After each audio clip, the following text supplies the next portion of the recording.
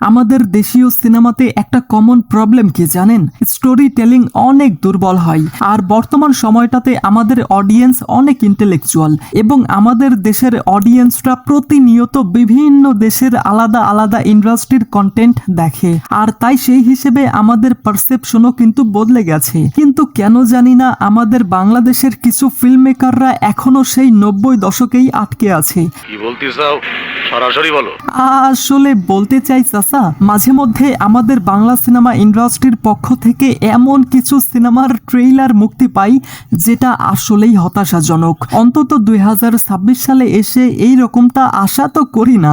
তাতে আমার বাল ছেঁড়া গেল। ওকে, তো গত 2 দিন আগে একটা সিনেমার ট্রেইলার মুক্তি পাই যেটার নাম সর্দার বাড়ির খেলা, স্টারিং শাকিব খানের বউ, কি বললি তুই?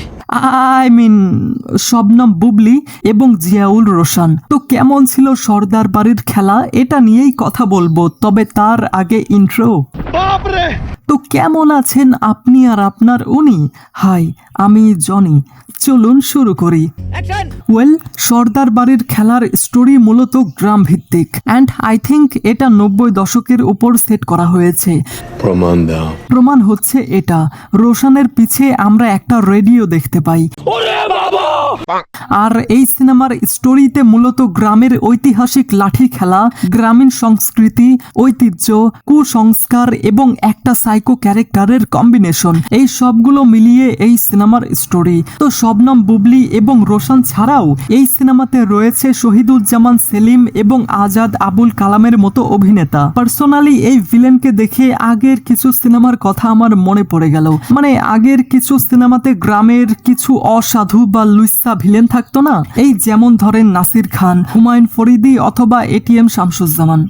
যাই হোক, আর আমি যদি এই ট্রেইলারের পজিটিভ দিক নিয়ে কথা বলি তাহলে একটা জিনিসই আমার চোখে লেগেছে, সেটা হচ্ছে শবনম বুবলির অ্যাক্টিং। বুবলির অ্যাক্টিং স্কিল ভালো, এটা তো সে অনেক সিনেমাতেই প্রমাণ করেছে। আর সমসাময়িক চরিত্রে বুবলি একদমই মিশে গেছে। তবে হ্যাঁ, এই সিনেমাতে তার সহ অভিনেতা জিয়াউল রোশনকে তার সঙ্গে মানালেও কেন জানি কিছু একটা মিসিং মনে হয়। আর জিয়াউল রোশনের ডায়লগ ডেলিভারির কোনো উন্নতি নেই। সত্যি বলতে লাঠিয়াল ক্যারেক্টারে রোশন একদমই বেমানান।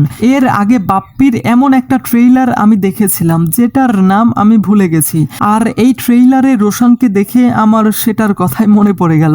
আর পাশাপাশি এখানে সিনেমাটোগ্রাফি এবং কালার গ্রেডিং এর কথা আমি আর কি বলবো। বর্তমানে ইউটিউবে কিছু শর্ট ফিল্ম বা নাটকের সিনেমাটোগ্রাফি বা কালার গ্রেডিং এটার থেকে ভালো হয়। হ্যাঁ, মানতে কষ্ট হলেও মানতে হবে, এটার থেকে ভালো হয়। দেখুন, একটা 90 দশকের থিমের উপর নির্মিত কোনো সিনেমার কালার গ্রেডিং যদি এমন হয় তাহলে তো অডিয়েন্স সেটা খাবে না, তাই না? তোমার কথা শুনে মনে হইতেছে তুমি বিরাট জ্ঞানী মানুষ হয়ে গেছো। যাই হোক, তো সব মিলিয়ে একটা কথাই বলা যায়, এই সিনেমার স্টোরি 90 দশকের গ্রাম ভিত্তিক। তবে বর্তমান সময়টাতে বাংলাদেশি অডিয়েন্স এই গল্প খাবে কিনা এটা নিয়ে আমার অনেকটাই সন্দেহ আছে। আর আই থিঙ্ক রোশনের আলাদা কোনো ফ্যান বেজ না থাকাই এটা ফ্লপ হতে পারে। বাকি আপনি যদি ট্রেইলার দেখে থাকেন তাহলে আপনার কাছে এটা কেমন লেগেছে অবশ্যই কমেন্টে জানাবেন। ঠিক আছে, তুমি যাও। Thanks for watching guys.